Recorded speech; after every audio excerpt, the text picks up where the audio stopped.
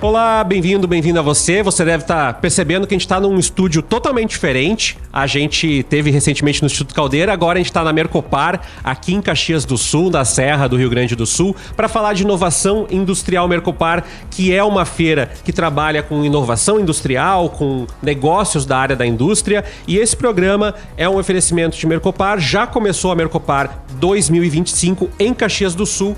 Inscreva-se. E antes da gente falar do que a gente vai falar aqui no programa e de viver um pouco dessa experiência toda aqui em Caxias do Sul, você vai acompanhar um pouquinho do que nós estamos acompanhando aqui em Caxias do Sul. Roda o VT. Vem aí a maior feira de inovação industrial da América Latina, Mercopar 2025. Venha fazer negócios e conferir o melhor da inovação industrial em um só lugar. São mais de 500 expositores confirmados e as maiores rodadas de negócios do país de 14 a 17 de outubro em Caxias do Sul RS. Acesse o site e inscreva-se. feira.mercopar.com.br/RBS4. Mercopar. Realização Sistema Fiergues e Sebrae RS. Media Partner Grupo RBS Negócios. Aí, que legal, o Richard Borges, Juliano Zamora e a Rafaela Gnevitz, que estão trabalhando aqui para que esse programa exista. A gente vai falar um pouco de indústria, mas de uma maneira bem prática para a tua vida, porque é muito legal. Eu vou apresentar aqui o Fabiano Dalla Corte. Ele é especialista em competitividade setorial do Sebrae aqui do Rio Grande do Sul. Tá muito legal o evento, tu que tá aqui há mais tempo que eu. Se tu passar os dias aqui, se tu for olhar cada stand, cada pessoa do negócio, tu não consegue nesses dias do evento todo. Bem-vindo, obrigado por estar aqui com a gente, Fabiano. Obrigado pelo convite, Tércio. Sem dúvida, a Mercopar ela é uma feira muito grande, né? E tem um volume de expositores, um volume de conteúdo tão grande que durante a semana da Mercopar a gente não consegue acompanhar tudo, né? De tanta coisa que tem, tanto na parte de tecnologia como na parte de conhecimento também, né? Então aqui atrás, onde nós estamos gravando, tem um palco, né? E o pessoal está fazendo uma palestra ali extremamente interessante também, voltado para a inovação, voltado para a indústria. Então nós temos uma série de conteúdos, uma série de exposições de produtos novos, tecnologias novas, aquelas que impactam lá no nosso dia a dia, no final das contas, e ainda uma rodada de negócio muito grande acontecendo aqui, né? Então a Mercopar ocupa todo o nosso tempo, todo o tempo do visitante e ainda falta. Pois é, eu ia te pedir para falar primeiro, dá para ver em vários instantes, assim, tu pega o folder, o pessoal tá falando muito de indústria 4.0. Se fala disso o tempo inteiro e eu queria te provocar nesse assunto porque se isso foi vislumbre de futurismo no passado, hoje já não dá para ignorar. E eu queria que tu falasse um pouco o que é a indústria 4.0 e por que tá tanta gente inserida nesse contexto, mesmo quem não é indústria de base tecnológica. O conceito da indústria 4.0 ele nasceu de políticas de Estado, né? De diversos países na Europa, nos Estados Unidos, China, Japão, mas ele era um conceito. Hoje já é realidade, né? Nós vemos aqui dentro da Mercopar mesmo tecnologias que estão atreladas a esse conceito, né? Mas na prática, no dia a dia, no nosso dia a dia, né? O impacto desse conceito é que nós tenhamos cada vez mais produtos customizados, usando produtos com a nossa cara, né? Produtos que sejam entregues mais rápido, produtos que sejam que tenham um custo menor, né? Então, esse conceito da indústria 4.0 ele passa por, aí entrando na parte mais técnica, né? Ele passa por uma atualização de processos dentro das indústrias com tecnologias que já existiam, que geram muito dado, né? Então eu tenho vários sensores dentro da fábrica que alimentam um sistema com uma IA por trás, com uma inteligência artificial por trás, que analisa esses dados e nos otimiza processos dentro da indústria, né? O impacto disso, como eu falei, né? Produtos mais... a indústria conseguindo customizar mais, os produtos mais sendo entregues mais rápido, né? Com um custo tendendo a ser menor, o custo de produção. De preço de produto, possivelmente não, né? Mas o custo de produção, sim. Pois é, e aí eu ia te provocar isso, Fabiano, porque a indústria, ela já vem passando por esse processo de competição veloz, né? As inovações feitas em um país são rapidamente absorvidas ou discutidas em outro. Por quê? Porque se faz parte da mesma cadeia de exportação, importação, ou seja, um negócio está conectado no outro. E eu queria que tu falasse um pouco de como isso está impactando a dinâmica da indústria hoje, aqui no Rio Grande do Sul, mas também em outros estados que estão representados aqui na Mercopar. que é não conseguir mais se desconectar. Como tu falou, já não é uma opção para uma indústria, e não importa se é uma indústria de pequeno porte ou de grande porte, ela não pode ignorar uma inovação tecnológica ou uma solução ou um software novo que surge, porque ela pode ficar mais cara ou mais ineficiente ou ter um produto mais caro que vai deixar de competir no mercado. Tem razão. Eu vou fazer uma conexão com a minha fala anterior, né? Nós, como consumidores, somos cada vez mais ansiosos, né? A gente quer receber as coisas mais rápido, a gente quer coisas novas mais rápido, a gente quer modelos de celular novos mais rápido, a gente quer tênis diferente, né? Camiseta, roupa, a gente quer tudo diferente e muito rápido. Cara, é muito difícil de entregar isso para a indústria, porque o processo da indústria ele é gigante, né? As cadeias são longas, são muitas empresas pequenas, médias e grandes conectadas para entregar um produto, para entregar uma roupa de vários lugares também, né? De vários lugares, um tênis, qualquer coisa assim, até um carro, obviamente, né? Um carro mais ainda, né? Então, primeiro é que quem não conseguir atender esse sentimento do consumidor, essa ansiedade, né? E eu digo do consumidor, eu digo a minha também, porque eu também sou, né? Eu também faço isso. Eu também quero coisas novas todo o tempo, né? E as indústrias têm que se adaptar a isso. E para se adaptar a isso, cara, tem que ir atrás da informação, tem que ter, quer dizer, não é ir atrás da informação, é buscar a informação de dentro do chão de fábrica, o que é muito difícil, né? Porque até pouco tempo atrás, o operador da máquina, o gestor da produção, eles escrevia num quadro branco a produtividade do dia, né? E eles iam monitorando semana por semana aquela produtividade. Hoje não tem mais como fazer isso. Tu precisa tomar decisão em tempo real. Assim como o consumidor toma decisão por impulso, em tempo real, em cima da ansiedade, a indústria tem que se conectar com essa demanda de consumo, né? Então, para acontecer isso, tem que ter um software por trás, tem que ter um contador de produtos com falha, produtos que passaram pela máquina, produtos que tiveram falha, né? Para poder saber o que está acontecendo. Isso é o mínimo, né? Escape de energia, por exemplo, na fábrica. Consumo de energia, exato. Então, essa informação a gente precisa ter rápido. E não é só ter a informação. Esse é o outro ponto, né? É tomar a decisão em cima da informação. Esse é uma segunda camada de necessidade que a empresa tem, né? Então o empresário, né, o cara que quer inovar, tem que buscar gerar essa informação dentro do chão de fábrica e levar isso para uma tomada de decisão muito rápida, em tempo real, assim, de manhã e de tarde, todo dia, de manhã e de tarde. O que vamos fazer de manhã e de tarde, sabe? No mínimo isso, né? Eu queria te provocar justamente por isso, porque muita gente vai nos acompanhar, vai nos ouvir e vai ficar pensando um pouco nisso. Pô, mas como que isso me afeta? Como tu falou, afeta porque o produto pode chegar mais rápido, afeta porque a empresa pode ter gastado menos energia, ou seja, uma pegada de carbono menor. Ao mesmo tempo, eu fico pensando nas empresas com que a gente também está falando, que é muito difícil, né? Tu não pode deixar de produzir o copo, mas ao mesmo tempo tu tem que estar pensando que amanhã tu tem que produzir o copo de forma mais eficiente, mais rápida, mais barata, mais otimizada do que hoje. E aí eu queria te provocar, qual é o desafio que tu tem visto dando consultoria, conversando com os industriários, que tu tem verificado para assimilar? É conhecer as tecnologias, é conseguir fazer a gestão, porque bate uma ansiedade ouvindo tu falar assim, pô, tem que pegar, tem que estar acompanhando, aí tu tem que incorporar a tua rotina sem deixar a tua rotina parar e dar treinamento para as equipes e pensar o futuro dessa indústria que vai vir ali adiante também. E pagar os boletos, né? E contratar funcionário, demitir funcionário e fazer todo esse processo. É muito grande, né? O trabalho a ser feito, principalmente nas pequenas empresas, mas eu acho que o que é importante, e isso não só para a questão tecnológica, mas é importante que o gestor da produção, o dono da empresa, o proprietário, ele conheça o seu processo produtivo.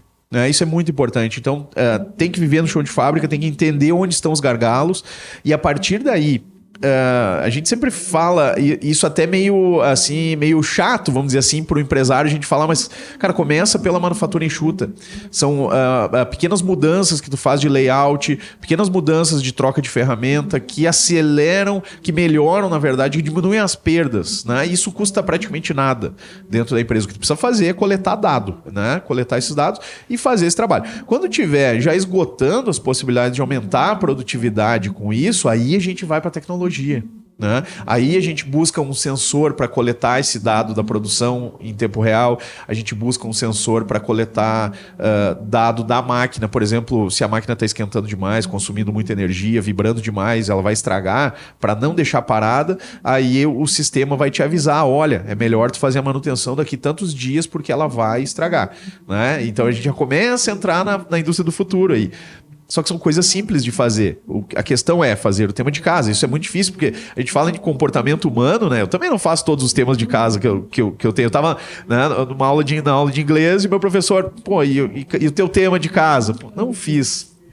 É uma questão comportamental. Mas, na prática, a gente tem que fazer, né? E tem que ter esse comportamento, ir lá buscar a informação e, a partir daí, começar a transformar por meio da tecnologia, por meio do sensor, coletando dados. Esse é o primeiro passo, né?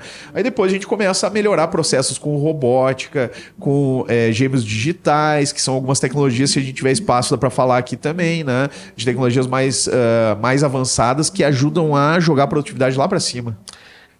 Eu ia te provocar isso agora, então. Tu falou um pouco de IA, mas tem o IoT, tem novos incrementos operacionais, tem metaverso, tem muita coisa para se fazer. E eu queria que tu falasse assim, bem didaticamente, sei que tu também dá aula e pode explicar um pouco para a gente como que essas inovações estão incidindo na indústria.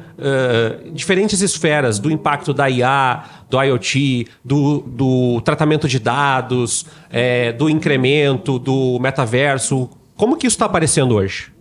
Esse é um ponto legal, assim, nós temos diversas tecnologias para diversos problemas, né? Então, conectando também o que eu acabei de comentar, quando a gente entende o gargalo de dentro da empresa, nós podemos montar uma trilha, vamos dizer assim, um roadmap, né? Que é a palavra que a gente usa, com uma série de tecnologias que vão escalando. Mas essa trilha é, por exemplo, a minha indústria aqui, que produz copo, e aí tu chegou lá para mim e falou, olha, tu tem um problema aqui de gasto de energia e tu também tem operários ociosos enquanto outros operários estão sobrecarregados. É isso. Isso aí faz o diagnóstico e aí tu vai criar uma trilha para mim. E o teu gargalo, vamos dizer, tá lá no forno onde tu faz o vidro, por exemplo. Né? Ali é o teu gargalo. Então a gente monta uma trilha, né? Isso não só o Sebrae, mas o próprio empresário pode montar isso, né? Olha, o meu primeiro passo é qual? É melhorar esse processo. Segundo, é colocar um sensor aqui para saber se a temperatura do forno lá tá sempre certa.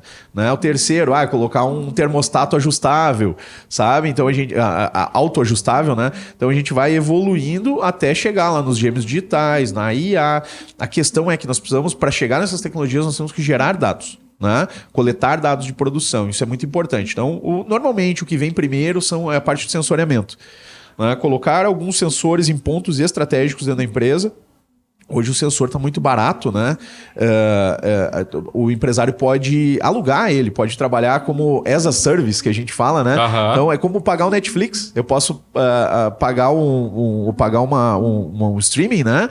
E como se estivesse assinando para ter aquele sensor e para ter um serviço de trabalho ali por trás, sabe? Então tá relativamente barato de fazer isso. A questão é, coleta dado, aí com os dados que tu vai tendo ali, com o software por trás, tu vai conseguindo montar esse caminho. Olha, agora eu preciso melhorar meu layout. Mas para melhorar o layout, eu vou ter que trocar a máquina daqui, colocar ali, fazer ensaio. Não, vamos fazer o seguinte, vamos trazer um scanner 3D aqui para tua fábrica e vamos escanear a tua fábrica e pegar onde elas estão, onde as máquinas estão, certo? A partir dali, a gente, com os dados que tu tem da produção, nós montamos os gêmeos digitais. Que é o quê? É a fábrica física funcionando exatamente igual no digital, no computador. Né? Então a gente consegue ver, isso a gente vê aqui na Mercopar, né? A fábrica funcionando, o robozinho colocando a peça daqui para lá, aquele operador pegando aquela peça tipo e uma cópia da fábrica. Uma cópia da fábrica, exatamente isso, é uma cópia da fábrica no digital, né? E aí no digital a gente consegue ensaiar os problemas, a gente consegue ensaiar uma troca de layout, a gente consegue ensaiar uma mudança de fluxo de operação, né? Por exemplo, eu estou produzindo esse copo, mas eu quero produzir uma garrafa. Eu consigo simular a produção dessa garrafa antes de ter que fazer isso lá na empresa. no chão de fábrica. Então a gente começa a evoluir, né? A IA por trás disso tudo nos ajuda a tomar decisões. Então, no momento em que eu tenho dados e que eu tenho ensaios sendo feitos ali, eu posso começar a fazer prompts para IA, né? IA, o que tu acha de colocar essa máquina aqui e ali? Se tu colocar a tua máquina ali, tu vai ter uma produção de tantos por cento a mais ou tantos por cento a menos. É melhor colocar em tal lugar. Então, ela começa a te ajudar a tomar decisão em cima disso, né? E numa evolução ainda do uso da IA dentro da fábrica, né? Nós estamos chegando num ponto que nós conseguimos já ver aqui dentro da Mercopar, mas isso é para a indústria do futuro, né? Poder programar robôs com prompt de comando. Então, ao invés de eu ter que saber programação, linhas de comando para programar um robô, pegar uma coisa daqui e colocar aqui, eu consigo dizer para ele, robô, pega essa garrafa desse ponto A e coloca nesse ponto B sempre que a tampa for azul, por exemplo. E aí ele tem uma câmerazinha em cima e garrafa com tampa azul, coloco para cá. Garrafa com tampa vermelha, coloco para cá, sabe? Então eu consigo dizer para ele isso sem precisar programar. E a gente chega num alto nível de programação já, que é conversar com a fábrica, né? Daqui a pouco eu vou estar conversando com a fábrica e pedindo para a fábrica se autoajustar, automodelar, né? Por que isso? Só para concluir, né? Esse foi um processo de pensamento grande aqui, né? Mas só para concluir. Com tudo isso, nós conseguimos ter muita flexibilidade, que é uma coisa que a indústria... É difícil de fazer. Né? Para cada pequeno produto, nós temos grandes máquinas. Né? Às vezes, para mudar um turno já é complexo de trabalho. Um turno, exatamente. Então, essa tecnologia por trás, ela nos ajuda a ter mais flexibilidade. Com mais flexibilidade, eu vou produzir lotes menores e vou conseguir customizar mais. Né? Na prática é isso. E aí eu atendo aquele anseio do consumidor final, de mim, eu mesmo, né? Que quero aquele produto com a minha cara, sabe? Tu me fez uma provocação que não estava aqui na minha lista de perguntas, mas eu peguei agora uma outra etapa do negócio, que é, para tudo isso que tu falou agora, a gente tem que ter profissionais com competências, e eu não falo a competência, a palavra subjetiva, a competência técnica mesmo, diferentes das que a gente tem hoje. Muitas vezes, tu vai precisar de habilidades que envolvem uma leitura crítica, uma leitura computacional. E eu queria te perguntar o que hoje, para quem está nos assistindo e está interessado nessa conversa, o que tu percebe ser necessário para estar nessa indústria do futuro? Pode ser uma competência técnica, pode ser uma competência emocional, mas que tu percebe, porque essa fábrica que tu está desenhando para mim, ela não é a mesma fábrica lá de 1991, por exemplo. Ela é uma fábrica diferente. Então, o que tu precisava de uma pessoa para gerenciar aquela fábrica, talvez tu precise de outras competências agora. Dá para te desenhar isso para a gente, assim, mostrar o que essa pessoa precisa hoje para estar nesse ambiente? A gente pode fazer um exercício, né? Eu sou muito entusiasta do processo, né? Eu gosto do chão de fábrica, eu gosto de conhecer, saber o que está acontecendo, né? E eu acho que os proprietários de pequenas empresas, gestores de produção, né? Eles precisam saber sobre o seu processo. Isso é muito importante. As pessoas que trabalham ali, elas são mais focadas, hoje, né? Elas são mais focadas naquele seu posto de trabalho, né? E eu acho que o funcionário do futuro, eu vou usar dizer isso, não, né? Mas é um exercício, tá? Não é uma certeza. O funcionário do futuro, ele vai precisar conhecer mais sobre o processo como um todo e menos sobre aquela operação específica, sabe? Isso é muito importante. Para conhecer o processo, tem que entender mais de manufatura enxuta, do famoso sistema Toyota de produção, né? Que foi uma das grandes revoluções na indústria e permanece ainda hoje como muito atual, né? Então, saber as técnicas de produção, técnicas de processo, isso é muito importante. Estudo, né? Na prática, é estudar, se qualificar com isso e entender mais perceber o papel das tecnologias nos postos de trabalho, né, que vão, em alguma forma, esses postos de trabalho que a gente tem hoje, eles vão ter uma base de tecnologia que vão empurrar esse operador de máquina para um nível mais alto. Né? Eles vão transformar esse operador de máquina num operador de processo. Né? E esse cara vai ser responsável pelo processo decisório, pela qualidade, exatamente, pelo processo decisório daquela operação. Né? Então, Eu não vou ousar dizer que as fábricas não vão ter gente dentro, porque eu acho que não é verdade. Eu acho que a gente vai ter cada vez mais profissionais qualificados, entendendo o processo como um todo e não entendendo só a operação.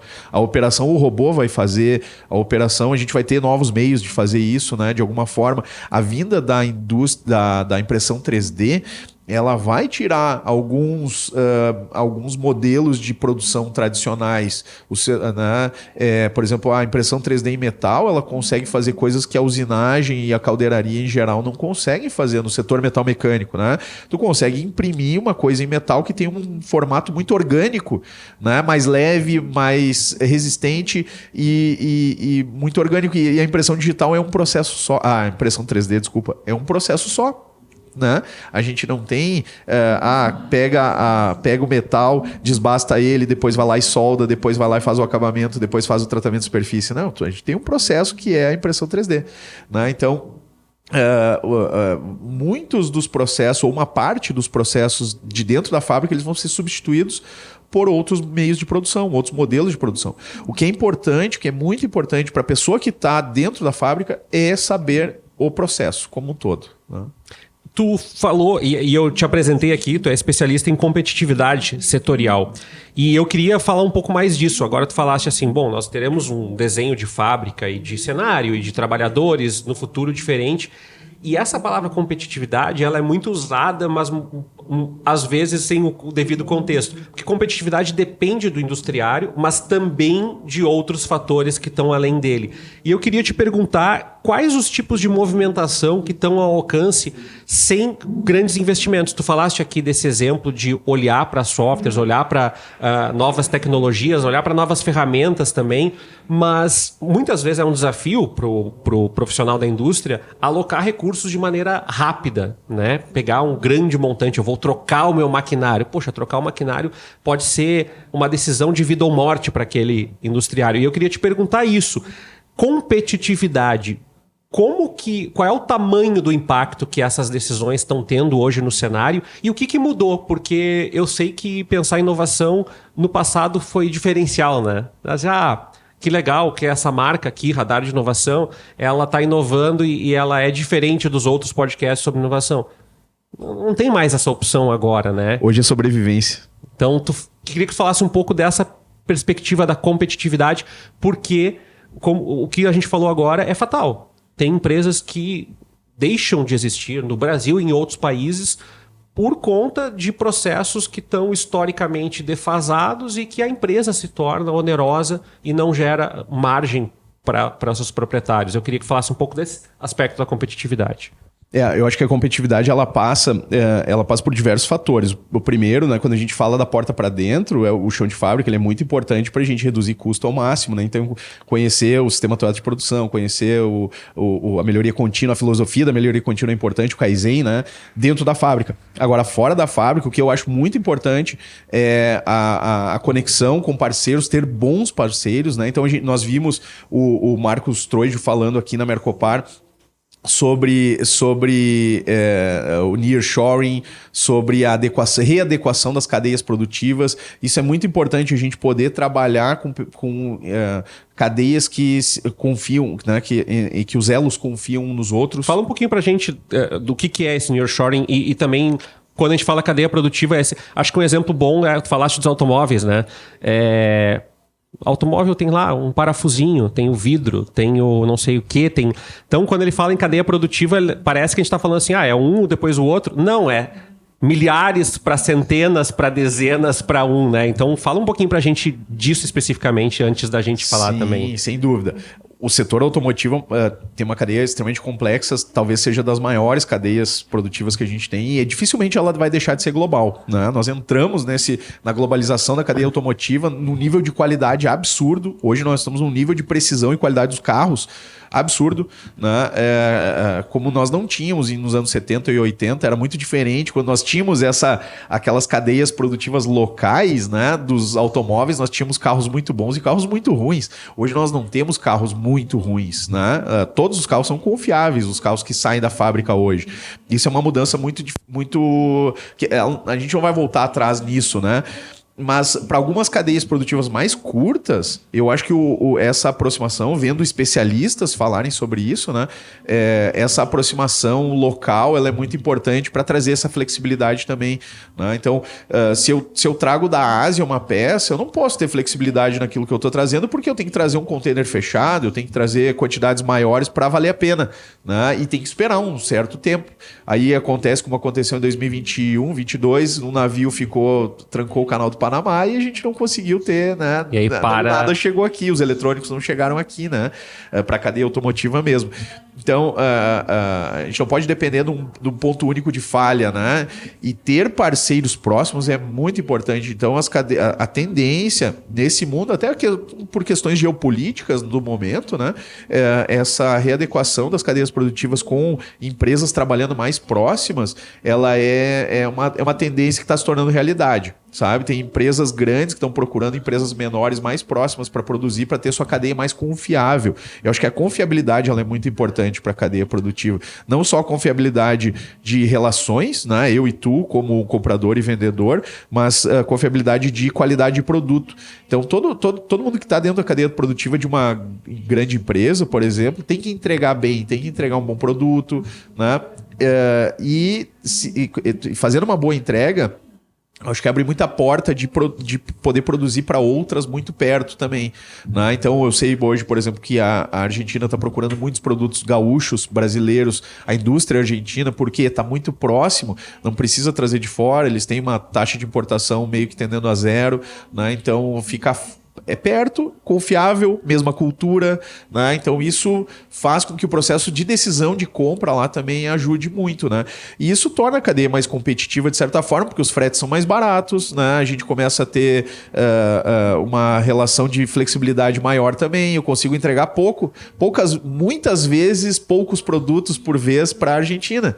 Muito mais do que eu consigo entregar para a China. Ou a China consegue entregar para a gente, ou o Japão, ou a Ásia como um todo, porque é do outro lado do mundo, né? Então, essa é uma questão bem complexa, né? Essa é o arranjo das cadeias produtivas.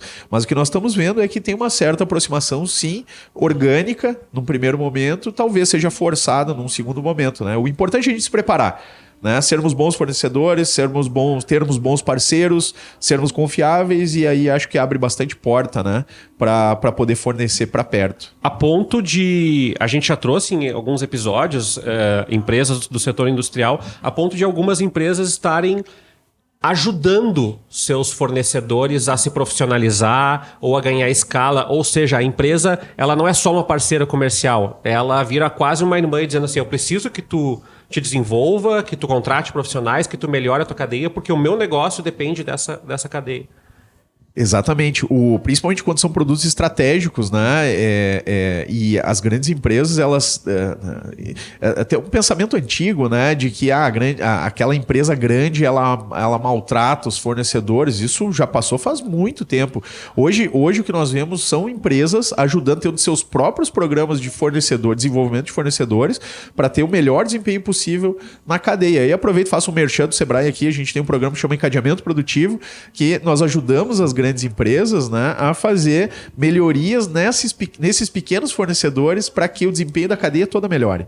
Né? Um fornecedor pequeno se relaciona com outro pequeno, eles entregam bem um para o outro e no final das contas aquele produto que vai ser entregue para essa grande empresa, ele é melhor, entregue de forma com mais qualidade, mais rápido, né? Talvez mais flexível. Esse é o ponto da pequena empresa. A gente trata muito a pequena empresa no Sebrae, né?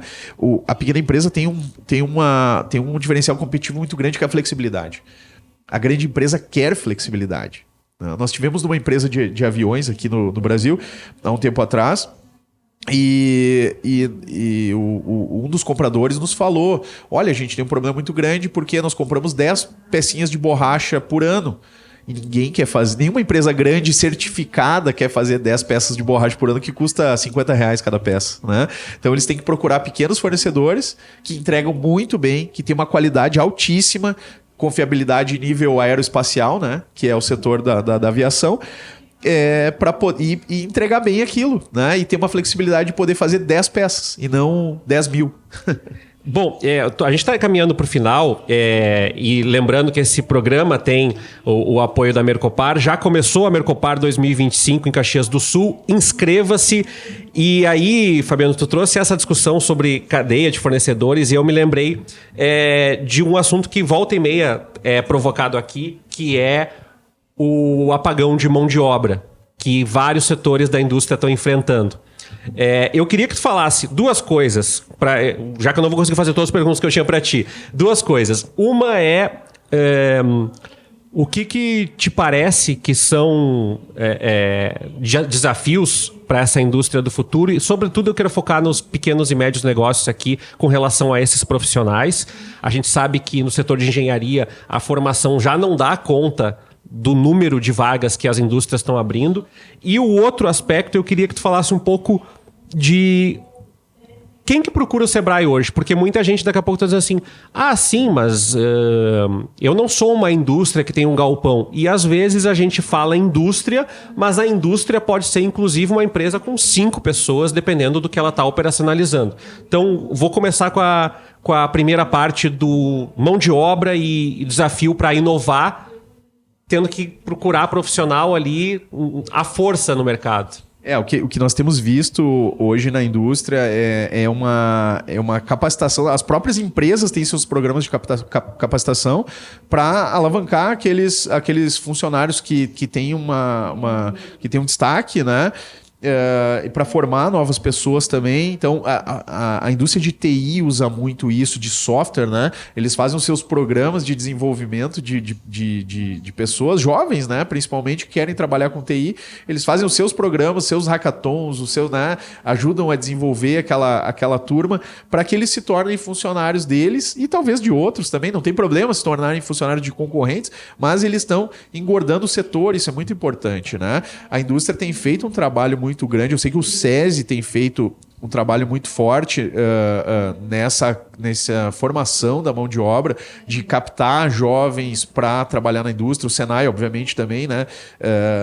E eles juntos ali têm feito um movimento bem forte para isso acontecer. O que eu penso, e até como recomendação, né, para as pessoas que estão nos ouvindo, a questão comportamental é o principal hoje. Boa, porque formar a indústria mesmo forma, se precisar, né? A indústria coloca o seu dinheiro ali para fazer um curso para formar pessoas. A questão comportamental é muito importante. Então as pessoas precisam querer trabalhar, né? Precisam querer buscar conhecimento e buscar não só buscar o conhecimento, mas querer melhorar a cada dia. Né? Eu gosto muito como eu falei, do chão de fábrica, do Kaizen, da melhoria contínua. Eu acho que isso é uma coisa que não é só para fábrica, isso é uma coisa para a gente também ser. Tem um pessoal que fala muito, né? Aquele ser 1% melhor todo dia, né? Eu acho que o funcionário. Essa é a filosofia do Kaizen na prática, né? Eu acho que as pessoas que querem trabalhar, acho que elas precisam pensar na questão comportamental, de querer trabalhar, de querer buscar informação, de não fazer só o que é pedido e sim fazer com gosto, né? Trabalhar em grupo, trabalhar em grupo, saber aprender, se comunicar bem, né? Então, isso é muito importante. É difícil de formar assim, né? Então, acho que tem um trabalho de base a ser feito, de formação de pessoas, não só de funcionários.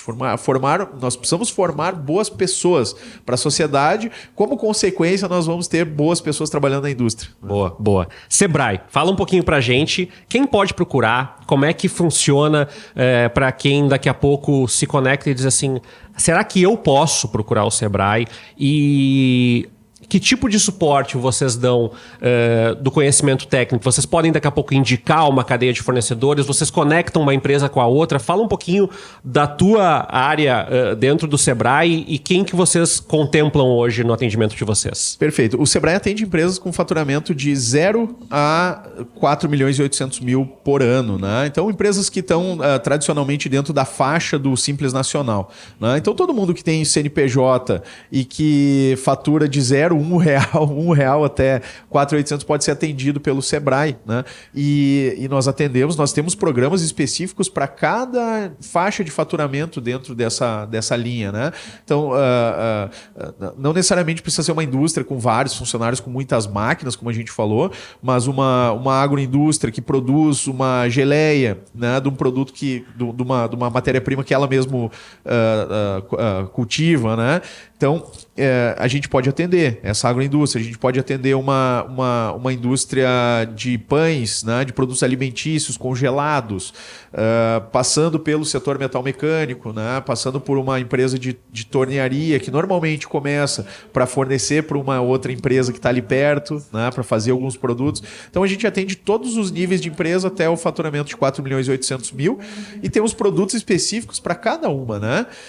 E quando nós identificamos que aquela empresa pode se inserir dentro de uma cadeia produtiva, a gente convida para participar, por exemplo, de uma rodada de negócios com uma certa empresa. Então, tem uma empresa grande ali que pode comprar daquela pequena, a gente convida ele, olha, vamos lá, quem sabe participa dessa rodada de negócio e a partir dali tu vai te conectar com ele e a gente vai te melhorar ainda mais. A gente vai te ajudar com uma consultoria a melhorar ainda mais o teu ambiente, né? Tu fornecer melhor, ser uma melhor empresa e aumentar faturamento, aumentar a lucratividade, que no final é isso que a gente quer. A gente quer que as empresas aumentem seu faturamento, aumentem a lucratividade, né? Contratem funcionários e tenham um bom ambiente de trabalho. Esse é o foco do Sebrae. A gente está em evento, né? Às vezes acontece, imprevistos assim, mas tudo certo. Fabiano, antes, a gente estourou total o tempo, mas eu quero que tu dê o site, eu quero que quem acompanhou, quer saber mais do teu trabalho, mais de competitividade industrial dentro do Sebrae, como que acha o serviço do Sebrae? Beleza. Hoje a gente tem o site do Sebrae, sebrae-rs.com.br. Nós temos ali um chatbot, também pode conversar pelo WhatsApp. Chama no WhatsApp ali, a gente vai ter um atendimento, né? Temos o nosso central de atendimento 0800 570 0800. Quem quiser pode ligar, desde né, que a informação sobre MEI, sobre formalizar a empresa, né? A gente trata da formalização também, da educação empreendedora, que eu esqueci de falar antes, né? Então a gente faz todo esse trabalho nas escolas, nas universidades também. Então quem quer formalizar a empresa pode entrar no site sebrae-rs.com.br, 0800 570 0800. Para quem quer saber mais da Mercopar, mercopar.com.br, né? Nós estamos aqui na Mercopar, então é bem importante a gente frisar a gente está aqui, um evento acontecendo do nosso lado aqui, com centenas de pessoas acompanhando aqui. Exatamente. E eu convido já o pessoal a conhecer a Mercopar do ano que vem, né? O ano que vem nós já temos continua sendo na metade de outubro, né? Então, para quem não pôde vir nessa edição, né, e que está nos ouvindo e quiser vir na próxima edição, né, a gente já faz esse convite, já faço o convite para todo mundo. Vale a pena participar da Mercopar, das rodadas de negócio da Mercopar, né? Para quem não é expositor, visitar a Mercopar é muito legal, a gente acaba conhecendo muita coisa. Conversar com as pessoas. Conversar com as pessoas, fazer essa relação, ela é muito importante também, né? É bom tirar um tempo para isso, né? Perfeito. Fabiano... E dentro do site do Sebrae, ali a gente tem informações sobre as cadeias produtivas que nós trabalhamos. Isso. Desde o agronegócio, serviços, comércio, indústria, todos ali. Tem um menu, né, que tu pode escolher sobre o que tu quer aprender, que tu quer saber mais, né, sobre qual setor, clica lá e pode buscar mais informações também. O Sebrae faz um serviço esplêndido e atende demandas de pessoas que a gente nem sabe que podem estar precisando do serviço, podem estar sendo alcançadas. Falei com o Fabiano Dalla Corte, que é especialista em competitividade setorial do Sebrae do Rio Grande do Sul, especialista em indústria inteligente. Fabiano, foi muito legal mesmo a conversa. Espero que a gente tenha conseguido traduzir para o público os assuntos aqui da Mercopar e da inovação industrial. Obrigadão pelo teu tempo aqui com a gente no Radar. Muito obrigado, Tércio. Obrigado pelo convite. Foi um prazer estar aqui com vocês e estou à disposição para quem quiser conversar comigo também. Pode me achar nas redes aí para a gente conversar. E eu te agradeço pela audiência. Mercopar, acompanhe aqui em Caxias do Sul e continue com o Radar de Inovação toda quinta-feira ao meio-dia no YouTube e também nas plataformas de áudio. Tchau!